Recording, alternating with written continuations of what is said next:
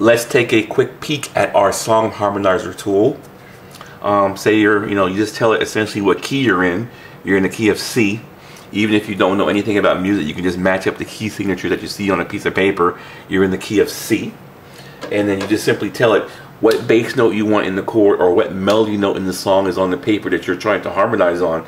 Just say you're in the key of C, and there's a G sitting there on the piece of music. You go over to melody note, and even if you don't know how to read the notes on the music, you can just match up the note or match up the key that you want to be able to play. G is the 5th tone of the C scale. Just say that's the note that you want to play, and just tell it or ask it, what are the chords? And it gives you a whole list of chords that you can choose to harmonize on that particular note that you've chosen, so you don't have to ever ask for chords from anybody. And these are very pretty chords. Let's just hear this one. It's telling us as an option we can play a C 6/9. Let's hear it. And if you just want to shift to another key, just tell it, hey, I'm now in the key of D flat.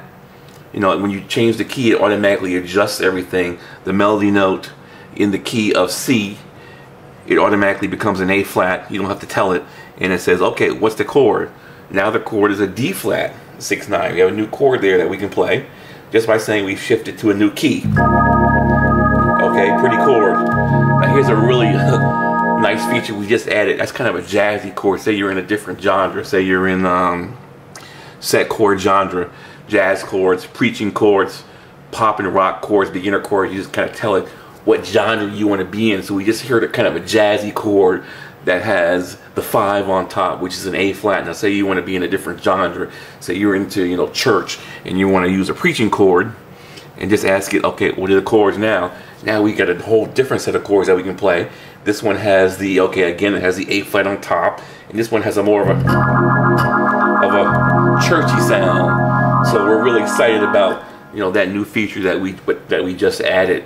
And some of the other things you can do, you can specify here an artist group. Say you want to use chords that are kind of indicative of some artists, some famous artists, Trina Washington, Marvin Sapp, Kurt Franklin, Joey DeFrancesco. You can just set those options, and whatever you're trying to do, you're gonna have that kind of flavor in your music. So we're really excited about this tool, and it runs on the iPhone and the iPad. Hopefully we'll get it to you guys one day, and this whole system is out there in our course right now, and you can get it today. We're just trying to digitize it and make our system available on portable devices.